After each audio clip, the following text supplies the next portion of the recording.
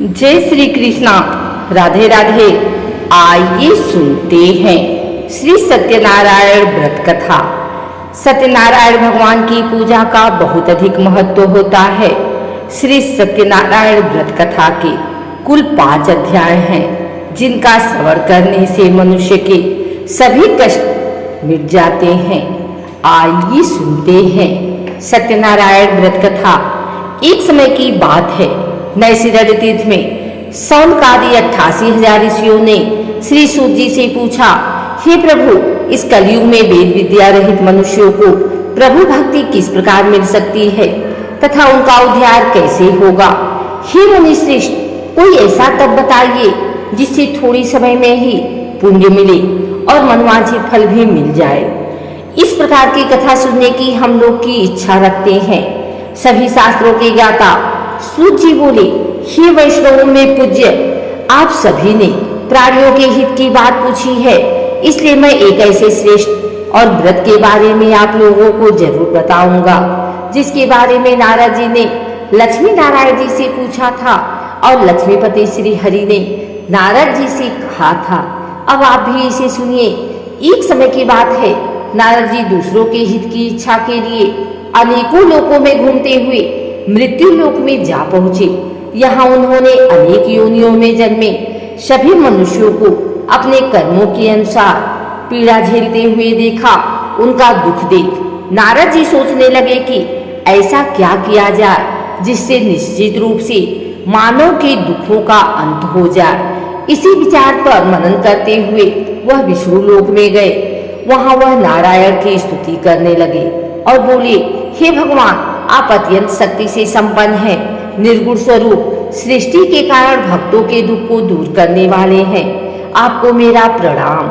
नारद जी की स्तुति सुन विष्णु भगवान बोले, मुनि श्रेष्ठ, आपके मन में क्या बात है, उसे निसंकोच कहो। इस पर नारद मुनि बोले कि मृत्यु लोक में अनेक योनियों में जन्मे मनुष्य अपने कर्मों के द्वारा अनेकों दुख से दुखी हो रहे हैं।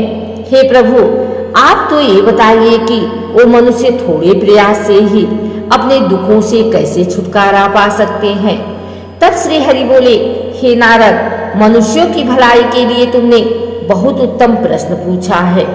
स्वर्गलोक व मृत्युलोक दोनों में एक दुर्लभ उत्तम व्रत है जो पुण्य देने वाला है। आज प्रेमवश होकर मैं उसे तुमसे कहता हूँ। श्री सत्यनारायण भगवान का व्रत अच्छी तरह विधान पूर्वक करके मनुष्य तुरंत ही यहाँ सुख भोग कर मरने पर मुझ पाता है।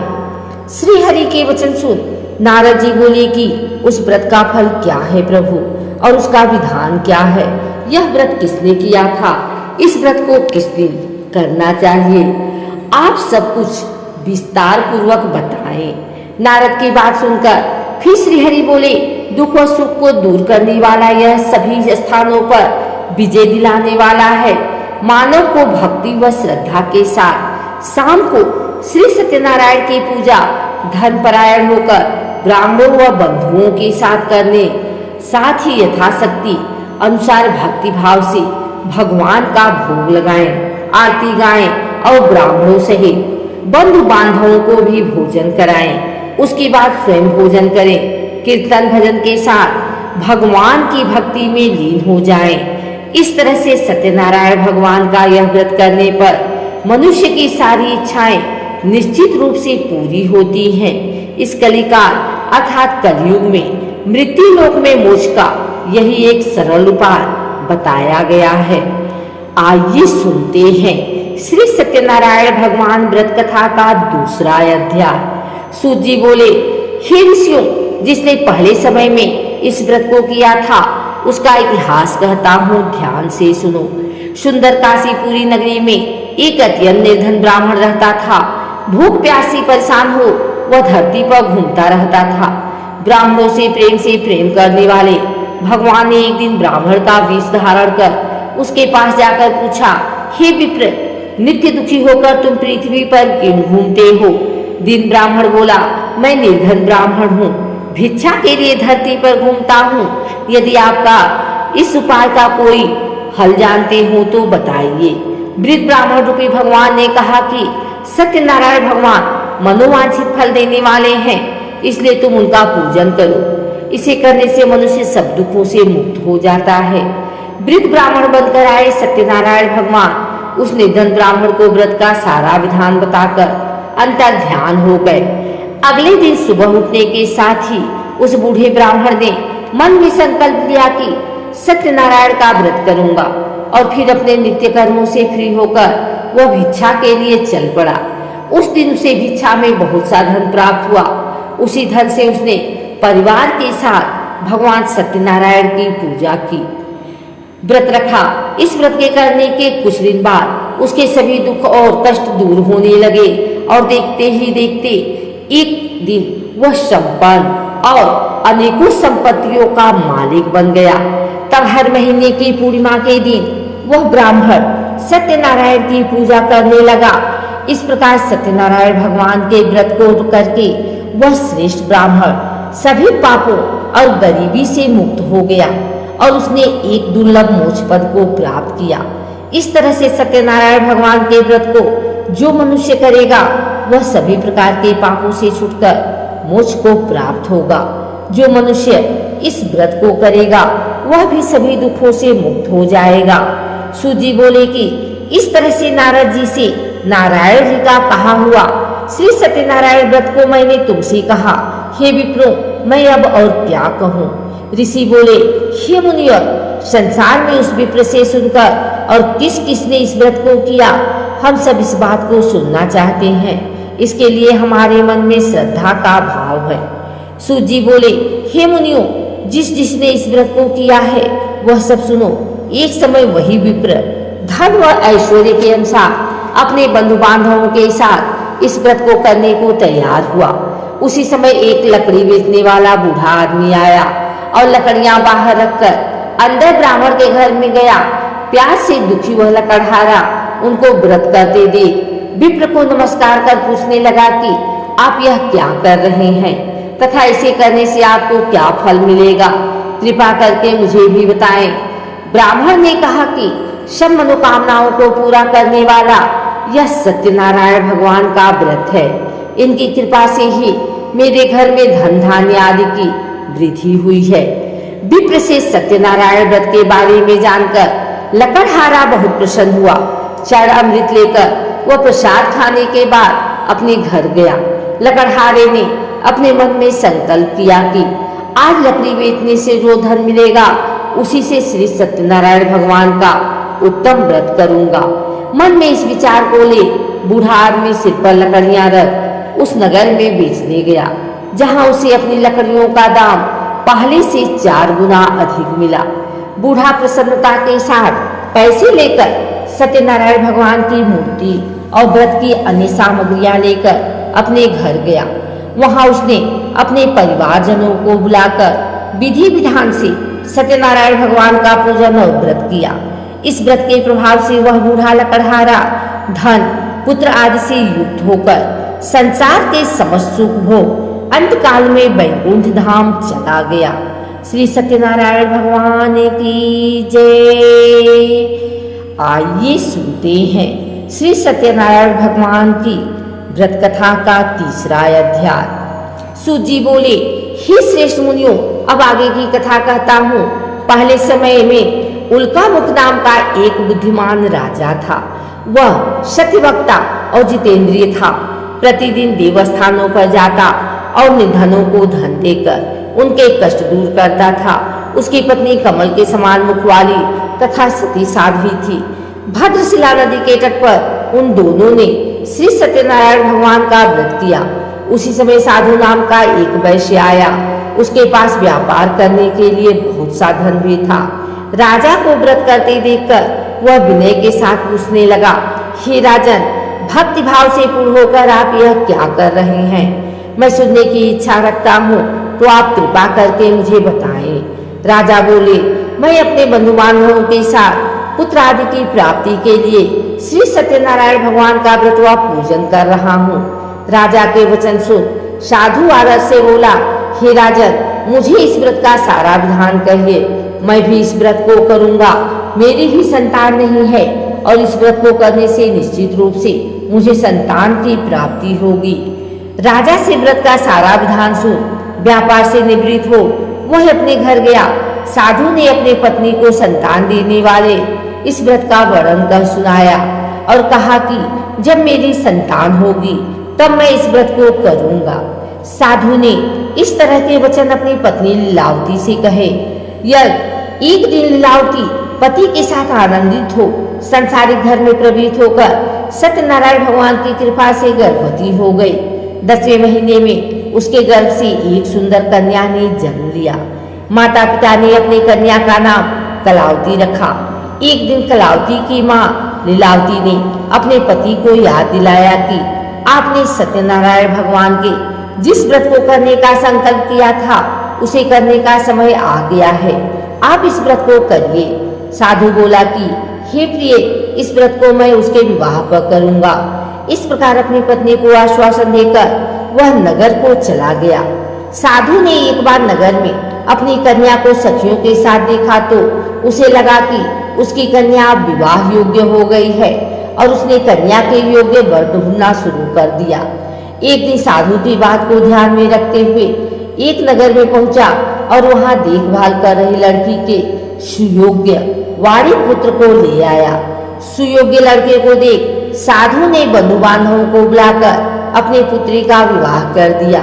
लेकिन दुर्भाग्य की बात ये थी कि साधु ने अभी भी श्री सत्यनारायण भगवान का व्रत नहीं किया। इस पर श्री भगवान क्रोधित हो गए और श्राप दिया। अपने कार्य में कुशल साधु बनिया जमाई को लेकर समुद्र के पास स्थित होकर रत्नासारपुर नगर में गया। वहां जाकर दामाद ससुर दोनों मिलकर चंद्रकेतु राजा के नगर में व्यापार करने लगे। एक दिन भगवान सत्यनारायण की माया से एक चोर राजा का धन चुरा कर भाग रहा था। उसने राजा के सिपाहियों को अपना पीछा करते देख चुराया हुआ धन वहां रख दिया जहां साधु अपने जमाई के साथ ठहरा हुआ था। राजा के सिपाहियों ने साधु वैश्य के पास राजा का धन पड़ा देखा तो वह ससुर जमाई दोनों को बांधकर प्रसन्नता से राजा के पास ले गए और कहा कि उन दोनों चोरों ने हम पकड़ लिए हैं, अब आप आगे की कार्यवाही कीजिए। राजा की आज्ञा से उन दोनों को कठिन कारावास में डाल दिया गया और उनका सारा धन भी उनसे छीन लिया गया। श्री सत्यनारायण भगवान से श्राप से साधु की पत्नी भी बहुत दुखी हुई।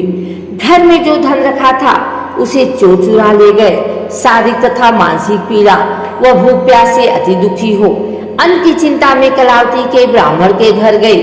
वहां उसने श्री सत्यनारायण भगवान का व्रत होते देखा, फिर कथा भी सुनी। वह प्रसाद ग्रहण कर रात को घर वापिस आई। माता के कलावती से पूछा कि हे पुत्री, अब तुम कहाँ थी, तेरे मन में क्या है? कलावती ने अपनी माता से कहा, हे माता, मैंने एक ब्राह्मण के घर में श्री सत्यनारायण भगवान का व्रत देखा है। कन्या के वचन सुन लीलावती भगवान के पूजन की तैयारी करने लगी। लीलावती ने परिवार व बंधुओं सहित सत्यनारायण भगवान का पूजन किया और उनसे वर मांगा कि मेरे पति तथा जमाई शीघ्र घर आ जाए। साथ ही यह भी प्रार्थना की कि हम सबका अपराध क्षमा करें। श्री सत्यनारायण भगवान इस व्रत से संतुष्ट हो गए और राजा चंद्रकेतु को सपने में दर्शन दे कहा कि हे राजन, तुम उन दोनों वैश्यों को छोड़ दो और तुमने उनका जो धन लिया है उसे वापिस कर दो। अगर ऐसा नहीं किया तो मैं तुम्हारा धन, राज्य व संतान सभी को नष्ट कर दूंगा। राजा को यह सब कहकर वह अंतर ध्यान हो गए। प्रातःकाल सभा में राजा ने अपना सपना सुनाया, फिर बोले कि उन दोनों को कैद से मुक्त कर सभा में लाओ। दोनों ने आते ही राजा को प्रणाम किया। राजा बोला, महानुभावों, भाग्यवश ऐसा कठिन दुख तुम्हें प्राप्त हुआ है, लेकिन अब तुम्हें कोई भय नहीं है। ऐसा कर राजा ने उन दोनों को नए वस्त्राभूषण भी पहनाए और जितना धन उनका लिया था उसे दुगना धन वापिस कर दिया। दोनों वैश्य अपने घर को चल दिए। श्री सत्यनारायण भगवान की जय। आइए सुनते हैं सत्यनारायण भगवान व्रत कथा का चौथा अध्याय। सूत जी बोले, वैश्य ने मंगलाचार कर अपनी यात्रा आरंभ की और अपने नगर की ओर चल दिए।